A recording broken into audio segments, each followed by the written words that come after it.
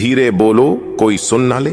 ये बात हम सबके कानों में पड़ी होगी और हमारे मुंह से भी निकली होगी, लेकिन सोचने की बात यह है कि ये वाक्य कब कब हमारे मुंह से निकलता है और कब कब हमारे कानों में पड़ता है, क्योंकि ऐसे कम ही गुप्त राज होते हैं जो हम दूसरों के कानों में पड़ने नहीं देना चाहते। अक्सर परिवार में अशांति का कारण हम स्वयं ही होते हैं। हम इस बात को देख पाए या भले ना देख पाए, पर ये असल सत्य है, क्योंकि जाने अनजाने मूर्खतावश हम खुद ही अपनी वो बातें दूसरों को बता देते हैं जो हमें कभी नहीं बतानी चाहिए, और वही बातें जो जाने अनजाने में हमने किसी दूसरे के सामने बता दी थी, वही हमारे दुख का कारण बन जाता है, वही हमारे झगड़े का कारण बन जाता है। और फिर बाद में हमें पछतावा होता है कि मुझे ये बात किसी को बतानी नहीं चाहिए थी, मेरी ही गलती हुई कि मैंने जाने अनजाने में ये बात सभी को बता दी। इसीलिए आज की ये जो बौद्ध कहानी मैं आपको सुनाने वाला हूँ, उसे सुनने के बाद आपको 7 ऐसी बातें पता चलेगी जो आपको कभी किसी को नहीं बतानी। ये जो 7 बातें हैं जो आपको किसी को नहीं बतानी, क्यों नहीं बतानी, इसके पीछे का तर्क भी मैं आपको दूंगा। और इन 7 बातों के अलावा अगर आपको लगता है कि कोई बात ऐसी है जो मुझसे छूट गई या मैं नहीं बता पाया, तो कमेंट सेक्शन में जरूर बताना। इससे पहले कि आप इस बौद्ध कहानी में खो जाए, इस चैनल को सब्सक्राइब जरूर कर लें। तो चलिए कहानी शुरू करते हैं। एक समय की बात है, एक नगर में रामू नाम का एक युवक रहता था। वो युवक बहुत गरीब था, कुछ पैसा नहीं था उसके पास। 2 वक्त की दाल रोटी भी बड़ी मुश्किल से उसको नसीब होती थी। किसी काम की तलाश में दिन रात खोज करने पर भी उसे कोई काम नहीं मिल रहा था। फिर एक दिन उसने अपनी पत्नी के सामने अपनी सारी समस्या बता दी। उसने अपनी पत्नी को कहा कि मैं जिस जगह भी काम मांगने के लिए जाता हूं, तो हर कोई मुझे यह कहकर काम नहीं देता कि हमारे यहाँ काम की जरूरत नहीं है। मैं काम की तलाश कर करके थक चुका हूं। मुझे समझ नहीं आता कि मैं तुम लोगों का पेट कैसे भरूंगा, अपने बच्चों को कैसे पालूंगा, और ये चिंता मुझे दिन रात खाए जा रही है। ये सुनकर उसकी पत्नी ने कुछ सोचकर कहा कि तुम एक आदमी के पास सिर्फ एक बार ही काम मांगने के लिए जाते हो, और जब वो काम नहीं देता तो तुम दोबारा उसके पास जाते तक नहीं हो। अगर तुम्हें उनसे काम लेना है तो तुम्हें हमदर्दी जतानी होगी, तुम्हें उनसे हमदर्दी हासिल करनी होगी, अपनी गरीबी दिखानी होगी, ताकि वो लोग तुम्हारी मजबूरी समझकर तुम्हें काम पर रख लें। इसलिए शर्म मत करो, उन्हें अपनी मजबूरी बताओ, अपनी गरीबी बताओ, और इसी उपाय से तुम काम पा सकते हो। ये बात रामू की मस्तिष्क में बैठ गई, और अगले दिन काम मांगने के लिए वो उसी सेठ के पास जा पहुंचा जहां पर वो पिछले दिन काम मांगने के लिए गया था। लेकिन इस बार उसने हाथ जोड़कर उस सेठ से प्रार्थना की, उससे विनती की कि वो बहुत गरीब है और उसे काम की बहुत आवश्यकता है। वो जो कुछ भी उसे देंगे वो उसमें संतुष्ट हो जाएगा, पर कृपया करके मुझे अपने यहाँ काम पर रख ले। उसकी ये हालत देखकर उस सेठ ने उसे अपने यहाँ काम पर रख लिया। वो रोज वहां पर काम पर जाने लगा। अंदर ही अंदर वो खुश तो था कि उसे काम तो मिला, लेकिन उसे वेतन दूसरे लोगों से कम मिलता था। वही काम जो दूसरे लोग कर रहे थे, उन्हें ज्यादा वेतन मिल रहा था और इसे कम वेतन मिल रहा था। जब इस बारे में उसने अपने सेठ से कहा, तो सेठ ने कहा कि देखो भाई, तुम्हें काम की जरूरत थी, मैंने तुम्हें काम दिया, मेरा धन्यवाद करने की बजाय तुम मुझसे शिकायत कर रहे हो। ये कैसी बलवंत साहत है। ये सुनकर रामू वहीं पर चुप हो गया। बात कहीं ना कहीं सत्य थी, सच थी। सेठ ने तो उसे उसकी मजबूरी के हिसाब से ही काम दिया था, और इसीलिए वो उसे अपने अनुसार ही वेतन देता था। लेकिन धीरे धीरे उसने ये बात अपने सगे संबंधियों और अपने दोस्तों को भी बताना शुरू कर दी कि उसका सेठ कैसा आदमी है और उसे कितना वेतन देता है। समय बीतता रहा और रामू पूरी लगन के साथ अपना काम करता रहा, लेकिन अब परिस्थितियां बदलने लगी थीं। सेठ अब रामू से दूसरे लोगों से ज्यादा काम लेता था और उनसे कम वेतन उसे देता था। ये बात रामू के मन को बहुत खलती थी। वो दूसरों से ज्यादा मेहनत कर रहा है और उनसे कम वेतन पा रहा है। इससे उसके आत्मसम्मान को बहुत गहरी चोट पहुंची। अब धीरे धीरे उसका मन अपने काम से हटने लगा। उसका मन काम में लगता ही नहीं था। जाहिर सी बात है कि ऐसी जगह किसका मन लगेगा जहां आदमी को अपने आत्मसम्मान के साथ समझौता करना पड़े। इसीलिए जल्द ही उसने अपना काम छोड़ दिया और वो घर पर आकर खाली बैठ गया। अब उसके पास घर का खर्चा चलाने के लिए भी पैसे नहीं बचे थे। इसीलिए उसने अपने सगे संबंधियों और अपने दोस्तों से सहायता मांगने शुरू की। लेकिन उसके दोस्त उसके सामने तो उसे दया का पात्र समझते थे, उसे दिलासा देते थे, लेकिन पीछे से उसका मजाक उड़ाते थे। वो कहते कि कितना बेवकूफ है, सेठ ने इतना काम लिया और बेचारे को पैसे भी नहीं दिए।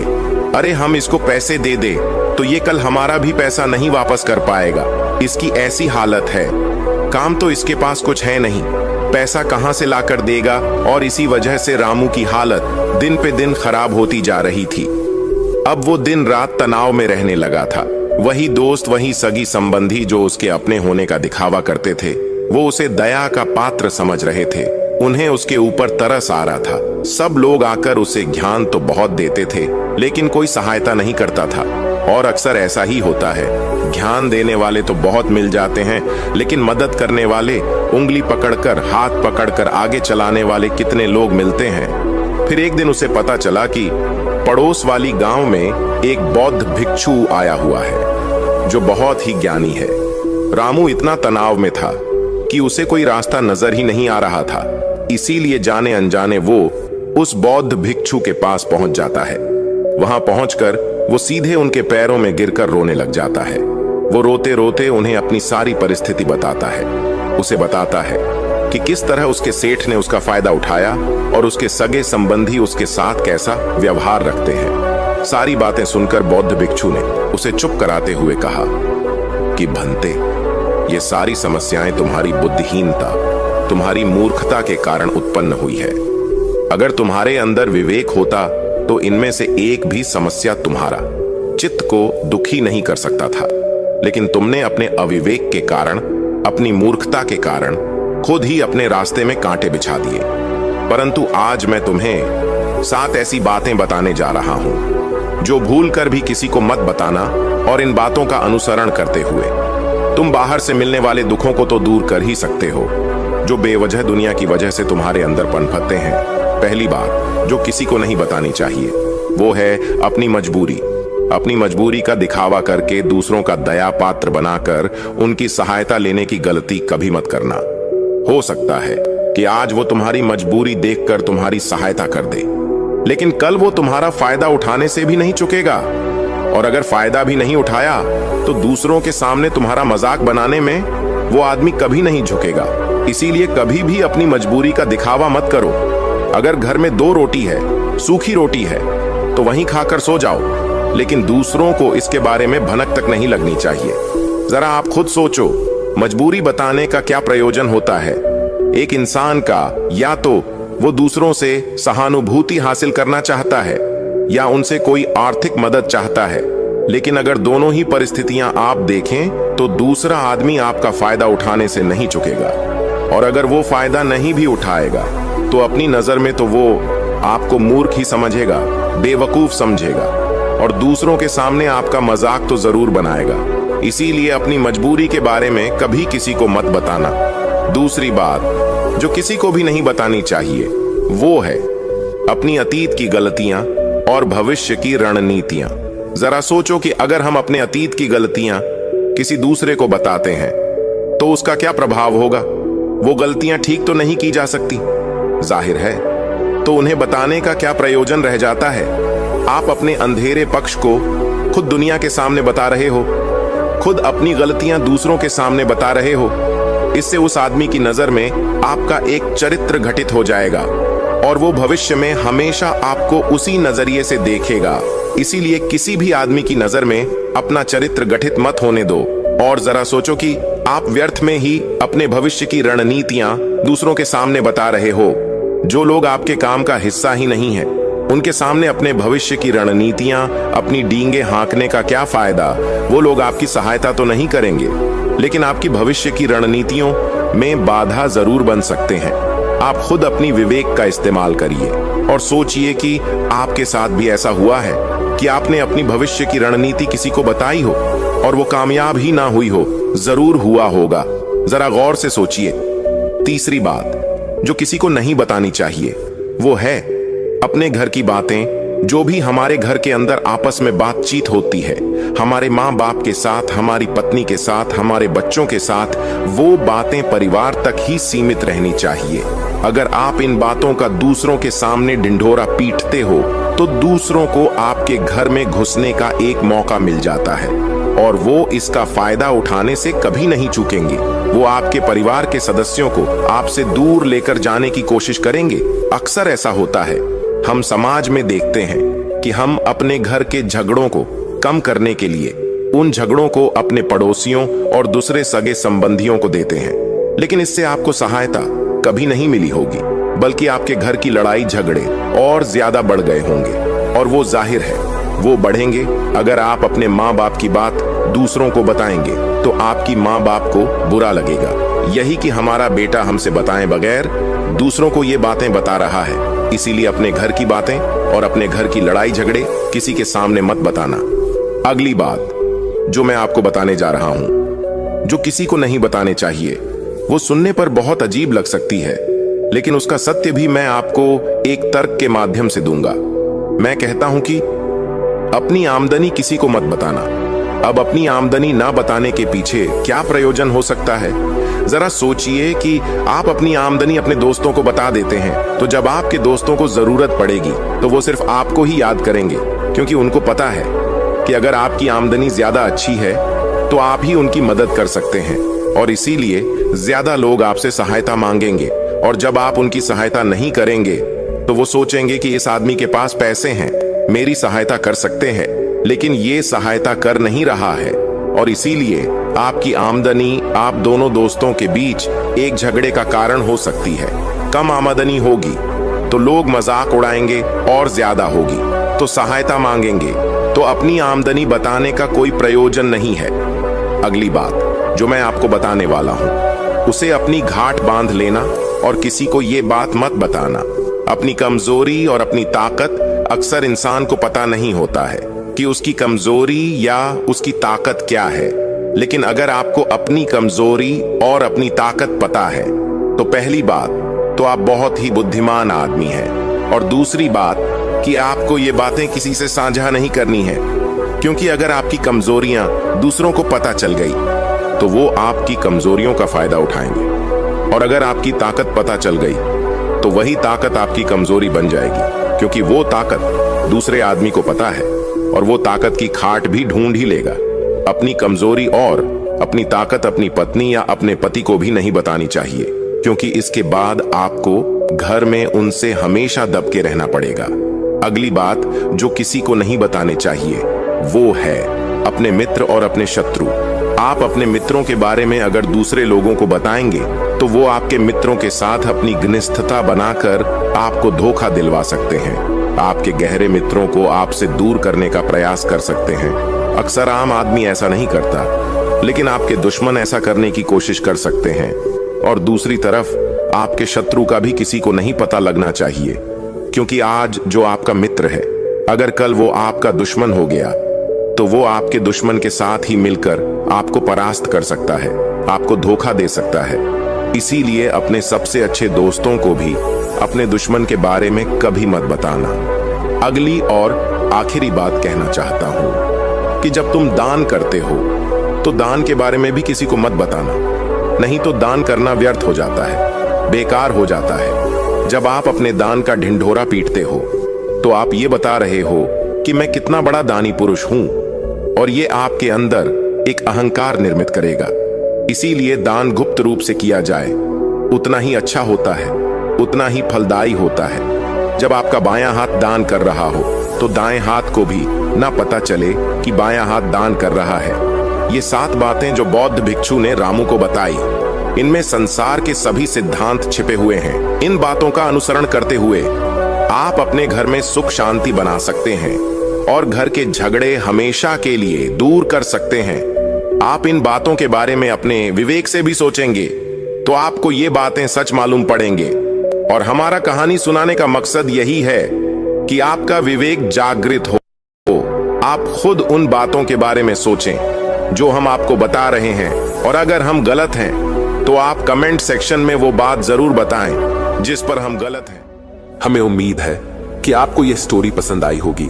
अपने सुझाव हमें कमेंट बॉक्स में दीजिए। चैनल पर आपका स्वागत है। आइए नई स्टोरी शुरू करते हैं। नमस्कार दोस्तों, इस मोटिवेशनल वीडियो में आज हम बात करने वाले हैं कर्मों का फल कैसे मिलता है। तो आप इस वीडियो को पूरा देखिएगा ताकि आपको अच्छे से समझ आ जाए और चैनल को भी सब्सक्राइब कर लीजिएगा। तो फिर चलिए कहानी शुरू करते हैं। एक बार की बात है, तथागत गौतम बुद्ध से उनके एक शिष्य ने पूछा कि कर्म क्या है। ये सुन गौतम बुद्ध मुस्कुराए और उन्होंने जवाब देते हुए कहा, कर्मों को समझने के लिए मैं तुम्हें एक कहानी सुनाता हूँ। इस कहानी को सुनने के बाद तुम सभी यह समझ जाओगे कि कर्म क्या है। गौतम बुद्ध ने कहानी शुरू की कि एक राज्य में एक राजा राज करता था। एक बार वह अपने मंत्री के साथ देश का भ्रमण करने निकला। भ्रमण करते करते राजा और मंत्री एक बाजार में पहुंच गया। उस बाजार में राजा का ध्यान एक दुकानदार के ऊपर गया। उस दुकानदार को देखते ही राजा के मन में ना जाने क्यों यह विचार आया कि मैं इस दुकानदार को कल फांसी की सजा दे दूंगा। यह बात राजा ने अपने मंत्री को बताई। मंत्री कुछ बोलते कि उससे पहले ही राजा उस दुकानदार के दुकान के सामने से आगे निकल चुके थे और दूसरी बातें करने लगे। मंत्री बहुत ही चिंतित हो गया। वह यह बात समझ नहीं पा रहा था कि आखिर दुकानदार की गलती क्या है। दुकानदार से बिना कुछ बात किए, बिना कुछ सोचे समझे राजा ऐसा फैसला लेने के बारे में क्यों सोच रहे हैं। राजा और मंत्री भ्रमण करने के बाद राजमहल वापस लौट आए, लेकिन मंत्री को रात भर नींद नहीं आई। सुबह जागने के बाद मंत्री एक साधारण प्रजा का रूप बनाकर उस दुकानदार के पास गया और उस दुकानदार से पूछा, तुम बेचते क्या हो। दुकानदार ने जवाब दिया, मैं चंदन की लकड़ियां बेचता हूं। फिर मंत्री ने आसपास के लोगों से दुकानदार के बारे में पूछना शुरू किया। सबने जवाब दिया कि दुकानदार किसी से बोलता नहीं, हमेशा दुखी रहता है। मंत्री को बात समझ में आ गई। वह मंत्री फिर वापस दुकानदार के पास गया और उस दुकानदार से पूछा, तुम दुखी क्यों रहते हो। दुकानदार बताया, मैं दुखी इसलिए रहता हूं क्योंकि मेरे दुकान पर लोग आते हैं, चंदन की लकड़ियां सूंघते हैं और बोलते हैं बहुत ही सुंदर है, बहुत ही अच्छी महक है, लेकिन कोई खरीदता नहीं, इसलिए मैं बहुत दुखी रहता हूं। मंत्री को भी दुकानदार की बात सुनकर दुख हुआ। उसने सोचा कि आखिर कोई भी दुकानदार दुखी क्यों ना हो अगर उसके दुकान का कोई भी सामान खरीदा ना जाए, जबकि सामान में कोई कमी ना हो।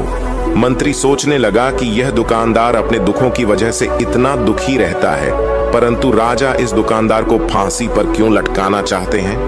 अर्थात राजा के मन में आए हुए विचार का उत्तर अभी तक मंत्री को नहीं मिला था। मंत्री ने फिर दुकानदार से पूछा, भाई तब तुम क्या करोगे अगर तुम्हारे दुकान की सारी चंदन की लकड़ियां ऐसे ही रखी रह जाएंगी तो। दुकानदार ने गुस्से के भाव में बोला, हाँ मैं जानता हूं कि मेरी चंदन की लकड़ियां ऐसी ही रखी रह जाएंगी, इन्हें कोई नहीं खरीदेगा। इसीलिए तो मैं सोचता हूं कि हमारे देश का राजा जल्दी से जल्दी मर जाए। अगर वह जल्दी से मर जाता है तो मैं उस राज दरबार में उस राजा के दाह संस्कार के लिए अपनी चंदन की लकड़ी दे देता, जिससे मुझे कुछ पैसे भी मिल जाते और इस बाजार के अलावा बाकी के लोगों को भी मेरे चंदन की लकड़ियों के बारे में पता चल जाता। तब फिर शायद कुछ ना कुछ लोग मेरे दुकान से चंदन की लकड़ियां खरीदने जरूर आते। मंत्री दुकानदार की बात को सुनकर सब कुछ समझ गया, लेकिन मंत्री बहुत चतुर और समझदार भी था। उसके मन में एक विचार आया। मंत्री ने दुकानदार से चंदन की कुछ लकड़ियां खरीद ली। इस खरीदारी से दुकानदार को कुछ पैसे भी मिल गया और वह थोड़ा खुश भी हो गया। मंत्री चंदन की लकड़ियों को लेकर वापस राज दरबार चला गया।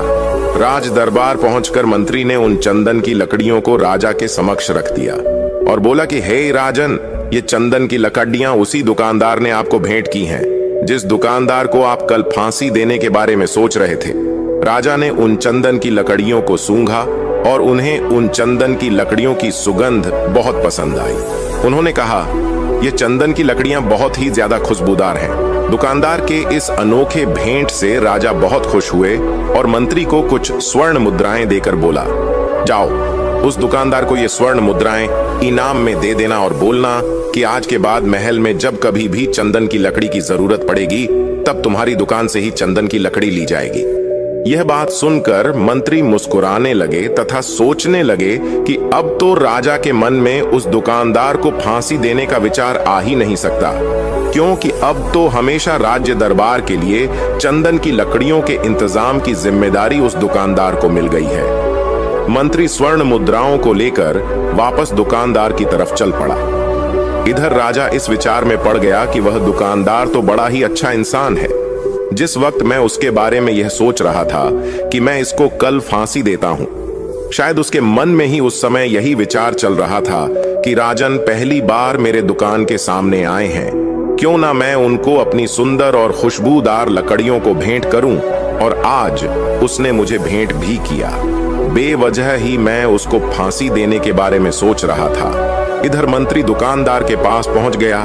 मंत्री ने राजा के द्वारा दिए गए स्वर्ण मुद्राओं को दुकानदार को देते हुए कहा कि जिन चंदन की लकड़ियों को कल मैं खरीद कर ले गया था, उन चंदन की लकड़ियों को राजा ने बहुत पसंद किया और इनाम के तौर पर तुम्हारे लिए यशवंत मुद्राएं भिजवाई हैं। यशवंत मुद्राएं लेकर दुकानदार बहुत खुश हुआ। साथ ही साथ मंत्री ने उस दुकानदार को यह भी बताया कि अब आज के बाद राज दरबार में जब कभी भी चंदन की लकड़ियों की जरूरत पड़ेगी तो सारी चंदन की लकड़ियां तुम्हारी दुकान से ली जाएंगी। दुकानदार मंत्री की बात सुनकर बहुत ही खुश हो गया। मंत्री ने दुकानदार से पूछा, क्यों भाई, तुम तो राजा के बारे में इतना बुरा भला सोचते थे, लेकिन देखो राजा तुम्हारी कितनी चिंता करते हैं, राजा कितनी अच्छे हैं, राजा अपनी प्रजा के बारे में कभी भी गलत नहीं सोचते। दुकानदार मंत्री की बात से सहमत हो गया और बहुत दुखी होकर राजा के प्रति अपने बुरे विचार पर पश्चाताप करने लगा। दुकानदार ने मंत्री से बोला कि मैं कितना गलत सोचता था राजा के बारे में। राजा तो बड़े ही अच्छे हैं, बड़े ही भोले राजा हैं। भगवान करे कि राजा की बहुत ही लंबी आयु हो। यह बात सुनकर मंत्री भी बहुत खुश हुआ। फिर मंत्री वहां से वापस राज दरबार को चला गया और यहीं पर तथागत गौतम बुद्ध ने इस कहानी को समाप्त करते ही अपने शिष्यों से पूछा कि अब आप ही लोग बताओ कि कर्म क्या है। किसी शिष्य ने कहा, कर्म बोले हुए वह शब्द है। किसी शिष्य ने कहा, कर्म वाणी है। तो किसी ने कहा, कर्म सोच है। तो किसी ने कहा, कर्म भावना है, वगैरह वगैरह। अपने सारे शिष्यों के जवाब सुनने के बाद महात्मा गौतम बुद्ध ने कहा कि इंसान के विचार ही उसके कर्म हैं। हमारे विचार जैसे रहेंगे हम वैसे ही कर्म करेंगे और उन्हीं विचारों के द्वारा किए हुए कर्म में हमारे सुख और दुख के लिए उत्तरदायी होते हैं। अर्थात अगर हमारे विचार ही गलत है तो हमारे द्वारा किए हुए कर्म भी गलत ही होंगे और उनका परिणाम भी गलत ही निकलेगा, जिसके परिणाम स्वरूप हम दुखी रहेंगे। अगर हमारे विचार सही रहेंगे तो हम सही कर्म करेंगे, सही कर्म करेंगे तो फिर सही फल मिलेगा, जिससे हमारे जीवन में सुख आता है। फिर बौद्ध भिक्षु ने आगे कहा, अब हम कर्म को थोड़ा आसान भाषा में समझने की कोशिश करते हैं। कर्मों का अर्थ है कार्य। इस दुनिया में, इस ब्रह्मांड में जो कुछ भी काम हो रहा है वो सब एक कर्म है।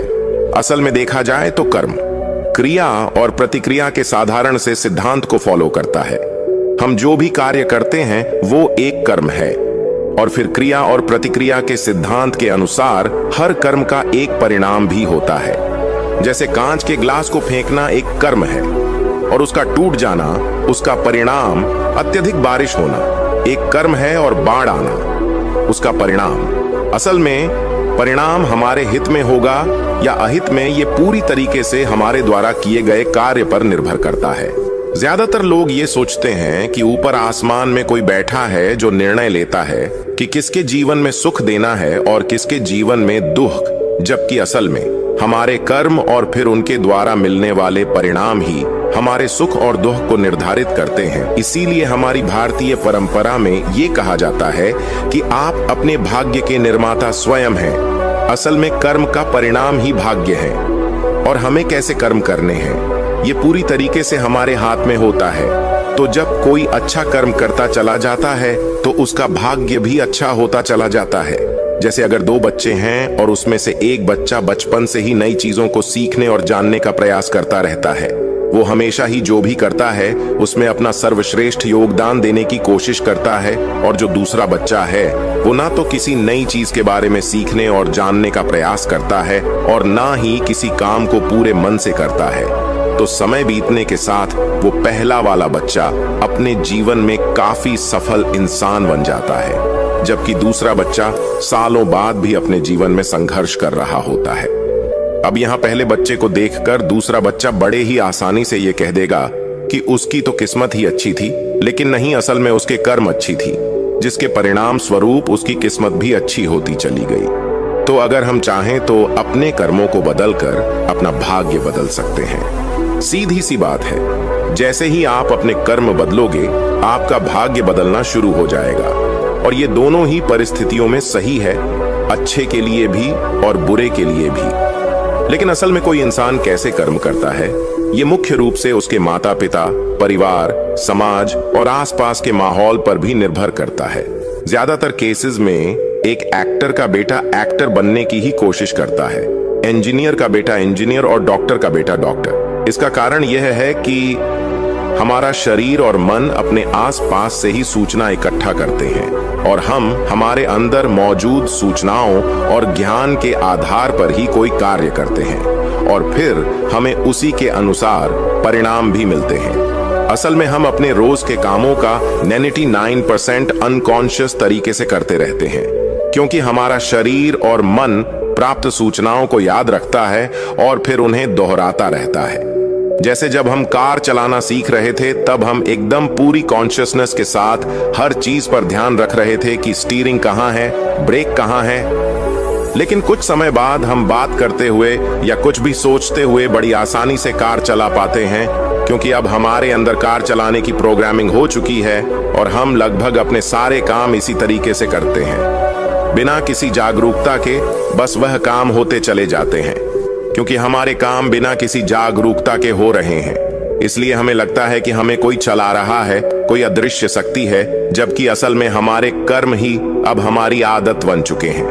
अगर मैं अपने ज्यादातर काम जागरूक होकर करने लगे तो पाएंगे कि हमारा भाग्य हमारे ही हाथ में है, क्योंकि जागरूकता की वजह से हमारे कर्मों पर हमारा पूरा नियंत्रण हो जाता है।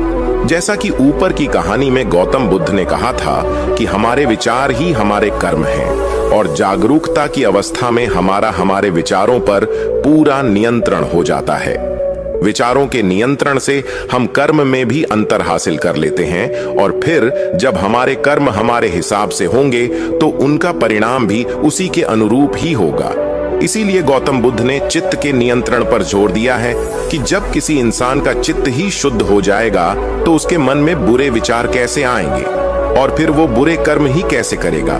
इसीलिए गौतम बुद्ध का पूरा ज्ञान चित्त की सुविधा पर जोर देता है। हमें उम्मीद है कि आपको यह स्टोरी पसंद आई होगी। अपने सुझाव हमें कमेंट बॉक्स में दीजिए। चैनल पर आपका स्वागत है। आइए नई स्टोरी शुरू करते हैं। स्वार्थी यानी कि स्वयं का अर्थ, जो इंसान स्वयं का अर्थ जानना चाहता है, जो खुद को समझना चाहता है। क्या वह इंसान आपकी नजर में गलत है? हम जब भी किसी को स्वार्थी कहते हैं तो उसका मतलब तो यही होता है कि वो आदमी स्वयं का अर्थ समझना चाहता है, तो फिर वो गलत कैसे हुआ? स्वार्थी शब्द दुनिया की नजर में, समाज की नजर में एक अलग ही नजरिए से समझा जाता है। अक्सर हम अपने आसपास ऐसे बहुत से लोगों को देखते हैं जो स्वभाव से बहुत अच्छे प्रतीत होते हैं, यानी कि सब लोगों की मदद करते हैं, सबसे अच्छा व्यवहार रखते हैं। लेकिन इसके साथ हमने ये भी देखा होगा कि ऐसे लोग जो स्वभाव के अच्छे हैं, दूसरों की मदद करते हैं, वो दुखी भी ज्यादा रहते हैं और जो लोग स्वार्थी होते हैं वो फलते फूलते चले जाते हैं। तो ऐसे में परमात्मा की सत्ता पर उंगली उठना निश्चित है। लेकिन अगर ये सत्य है तो हमें कौन सा मार्ग अपनाना चाहिए? क्या हम भी दूसरों के जैसे बन जाएं? पता नहीं आप में से कितने लोग यह मानते हैं कि अच्छे लोग जीवन में बहुत दुखी रहते हैं, लेकिन इसके पीछे का सत्य क्या है? अगर हम इसके पीछे का सत्य नहीं जानेंगे, नहीं पहचानेंगे, तो कहीं ना कहीं हमारा अवचेतन मन भी बुराई की तरफ झुक जाएगा।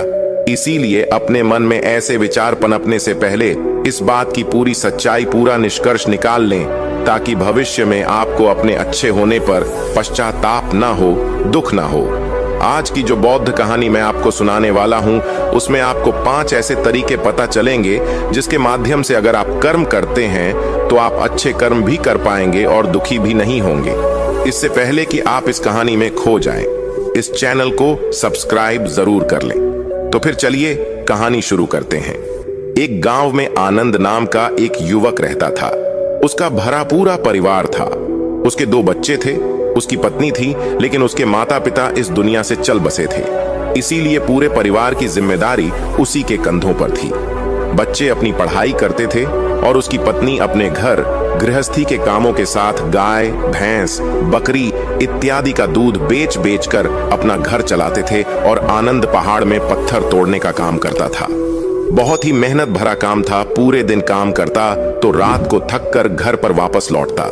लेकिन इतनी मेहनत करने के बाद भी अगर आनंद को गांव का कोई भी आदमी मदद के लिए बुलाता तो आनंद कभी भी मना नहीं करता था। उसके जीवन का एक ही सिद्धांत था कि अगर मैं दूसरों की मदद करूंगा तो परमात्मा मेरा साथ देंगे, परमात्मा मेरे साथ कुछ बुरा नहीं होने देंगे। आनंद अपने इस सिद्धांत का पालन बहुत ही कड़ाई के साथ करता था।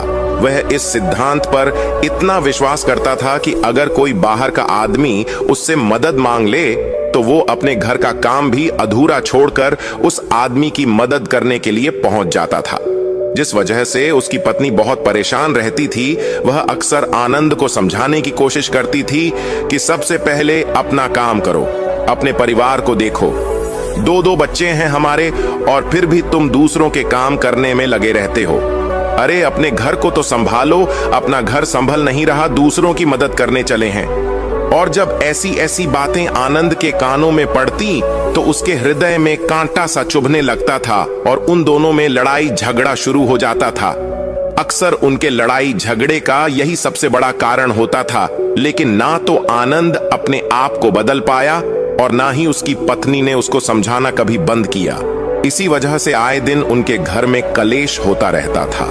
जहां तक उस गांव वालों की बात थी तो वो आनंद के स्वभाव को जानते थे और वो जानबूझकर जो काम आसान भी होता था, जो उनके सामर्थ्य में भी होता था, उस काम के लिए भी वो आनंद को बुलाते थे ताकि उन्हें कम मेहनत करने पड़े।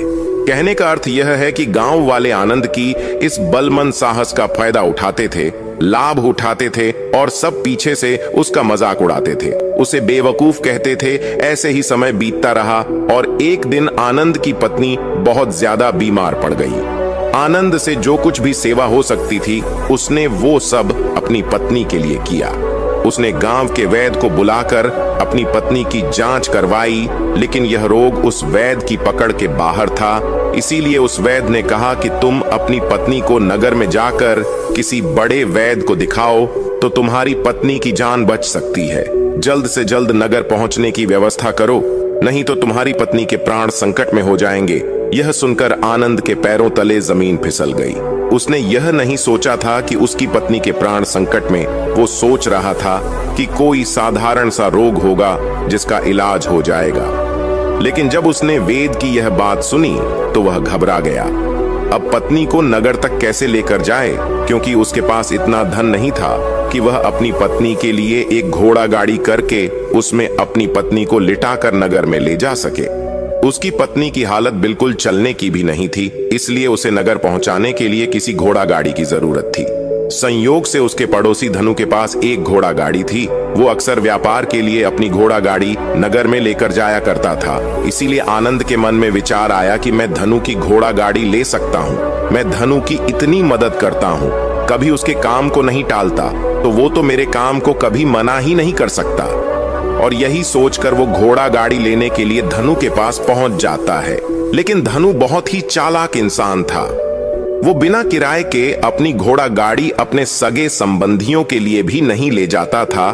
तो आनंद की तो दूर की बात रहे, जब आनंद ने उसे घोड़ा गाड़ी के बारे में पूछा तो उसने यह कहकर उसका यह काम टाल दिया कि मेरे घोड़े बहुत ज्यादा बीमार हैं, वह शायद बच भी मुश्किल से पाएंगे।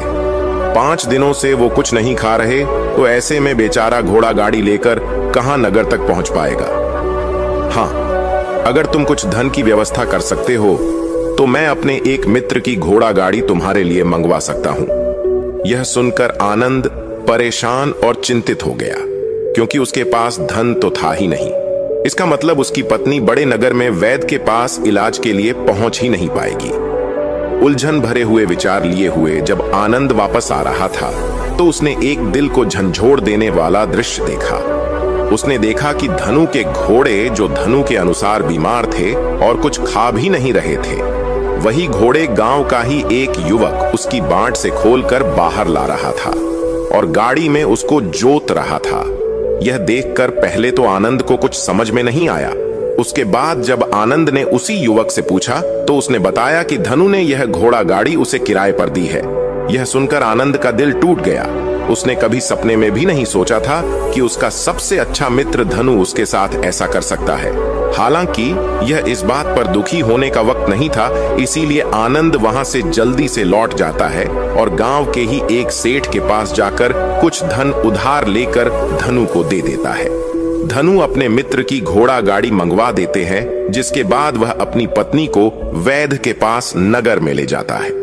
जब उसकी पत्नी का इलाज चल रहा था तो आनंद यही सोच रहा था कि एक वह दिन था जब धनु की बेटी बीमार हो गई थी और धनु यहाँ पर नहीं था, तो मैं पूरी रात वैद्य जी के पास उसके लिए बैठा रहा था।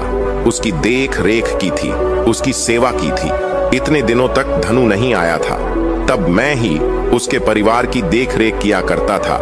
हाय कैसा दुर्भाग्य है ये, जिसके लिए मैंने इतना कुछ किया, उसने एक घोड़ा गाड़ी देने से मुझे मना कर दिया, और वह भी तब जब मेरी पत्नी जिंदगी और मौत के साथ खेल रही थी।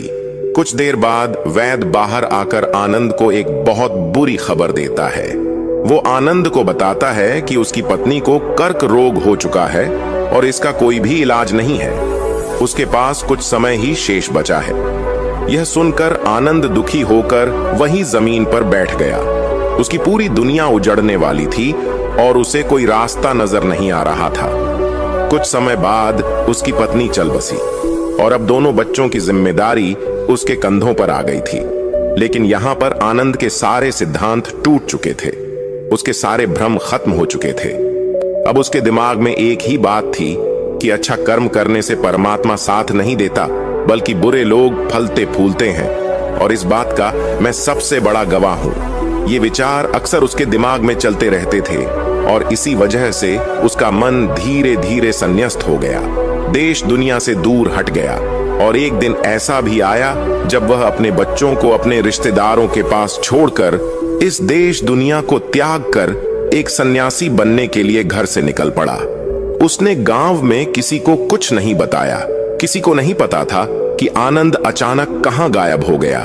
सन्यास की दीक्षा लेने के लिए वह एक बौद्ध भिक्षु के पास पहुंचता है और भिक्षु उस समय ध्यान में बैठे हुए थे। ध्यान से बाहर आने के बाद वो बड़े ध्यान से आनंद के चेहरे को देखते हैं और उससे सन्यासी बनने का कारण पूछते हैं। इस पर आनंद उन्हें अपनी पूरी आपबीती सुना देता है और कहता है कि हे गुरुदेव, इस दुनिया से मुझे कुछ भी हासिल नहीं हुआ। मेरा मन इस दुनिया से विरक्त हो चुका है। जब अपने दोस्तों ने ही मेरा साथ नहीं दिया तो इस दुनिया में रहने का क्या मतलब, और इसी वजह से मैं सन्यासी बनना चाहता हूं। ये सुनने के बाद बौद्ध भिक्षु ने उपदेश देना शुरू किया। उन्होंने कहा कि याद रखना, बनते जीवन से विरक्त होकर सन्यासी बनना तुम्हें परम सुख तक कभी नहीं पहुंचा सकता, परमानंद तक कभी नहीं पहुंचा सकता। तुम दुनिया से अपने मन पर एक बोझ लेकर भी रखे हुए हो। तुम दुनिया से परमात्मा की खोज करने के लिए विरक्त नहीं हुए हो। इस भ्रम में कभी मत रहना। तुम संसार से विरक्त हुए हो क्योंकि संसार ने तुम्हें धोखा दिया, ऐसा तुम्हें लगता है। इसीलिए तुम परमात्मा पर कभी विश्वास नहीं कर पाओगे और ना ही उन पर अपनी पूर्ण आस्था बना पाओगे। इसीलिए सन्यासी होने का भी तुम पूरा लाभ कभी नहीं उठा पाओगे। सन्यासी होने का लाभ तब मिलता है जब हमारे प्रभु में, परमेश्वर में, परमात्मा में पूर्ण आस्था बन जाती है। मैं तुमसे पूछता हूं, क्या तुम्हारी आस्था परमात्मा में है? यह सुनकर आनंद कहता है कि हे गुरुदेव, मैं तो दुनिया देख कर आया हूं कि जो बुरे कर्म करता है वह फलता फूलता है और जो अच्छा काम करता है उसे प्रभु कुछ भी नहीं देता। परमात्मा उसे दुख ही दुख देता है। इसीलिए मैं परमात्मा पर अपनी पूर्ण आस्था कैसे बना सकता हूं? यह सुनकर उस बौद्ध भिक्षु ने कहा कि यही तो मैं तुम्हें समझाना चाहता हूं कि तुम पूरी ऊर्जा अपनी सन्यासी जीवन में लगाओ और उसके बाद भी तुम्हें फल प्राप्त न हो तो तुम्हें कैसा लगेगा। इसीलिए किसी की भी मदद करने के ये मैं 5 सिद्धांत तुम्हें बताता हूँ। ये 5 सिद्धांत समझकर संसार में वापस लौट जाओ और संसार में एक ग्रस्त जीवन जियो।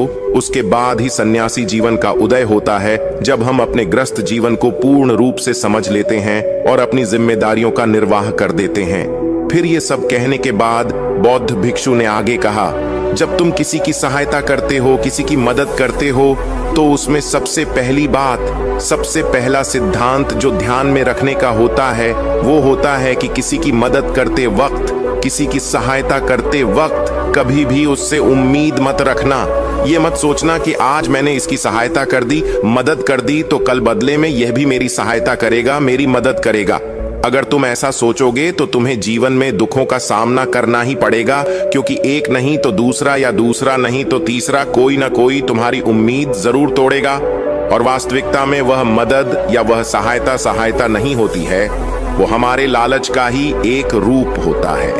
हम उसकी सहायता या मदद निर्भाव तरीके से नहीं कर रहे हैं। हमारे मन में लालच का भाव है, हमारे मन में बदले का भाव है।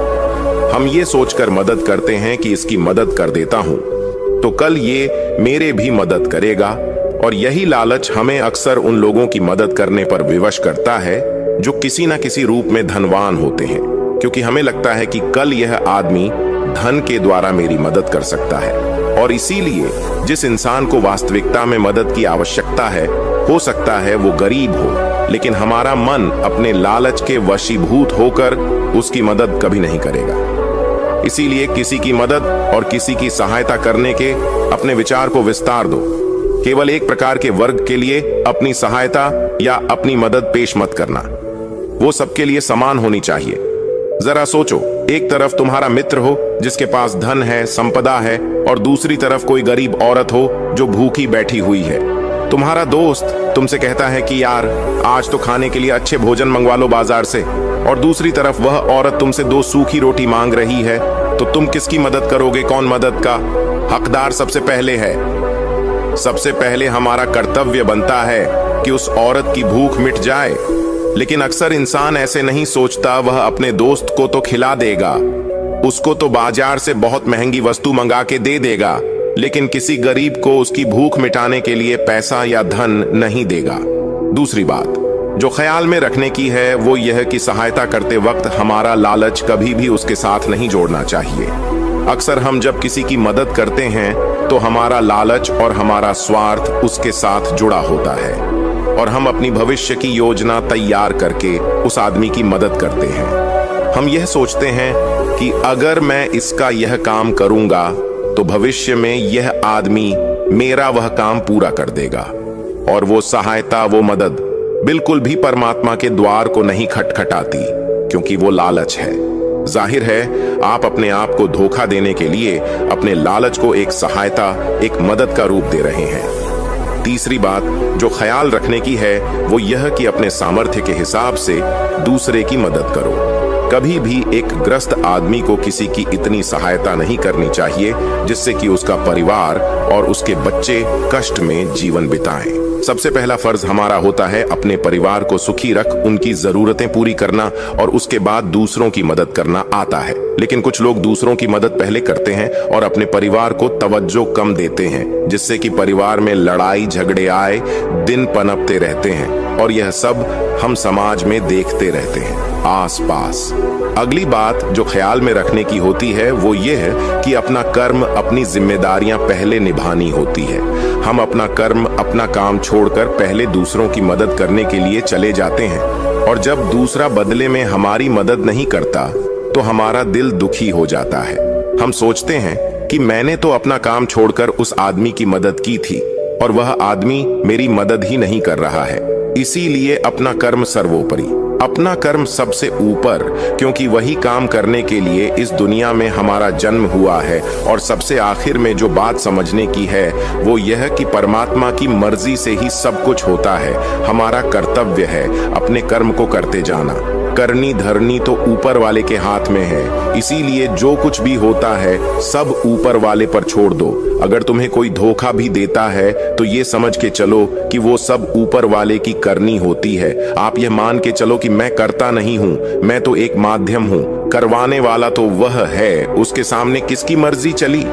जब ये आस्था, ये विश्वास हमारे मन में पनपने लगता है तो हमारी सारी शिकायतें दूर हो जाती हैं, क्योंकि इस दुनिया में जो भी होता है अच्छे के लिए होता है, जो भी हो रहा है अच्छे के लिए हो रहा है, और जो भी होगा अच्छा ही होगा। चाहे हमारी बुद्धि आज वर्तमान में इस सिद्धांत को ना समझ पाए, लेकिन जीवन में कभी ना कभी किसी न किसी मोड़ पर आपको जरूर ये एहसास होगा कि जो हुआ था वह अच्छे के लिए ही हुआ था। इसीलिए सारी शिकायतें दूर कर दो और बस अपना कर्म करते जाओ, अपने ग्रस्त जीवन को पूर्ण रूप से जी लो, और उसके बाद ही सन्यासी जीवन की नींव होती है। इसके बाद बौद्ध भिक्षु ने आनंद को कहा कि वापस अपने गांव लौट जाओ, अपनी बेटियों को वापस लेकर आओ, उन्हें पालो पोषो, अपने बच्चों को वापस लेकर आओ, दूसरी शादी कर लो लेकिन बच्चों का पालन पोषण अच्छे तरीके से करो। यह सुनकर आनंद अपने बच्चों के साथ अपने गांव में वापस लौट आता है।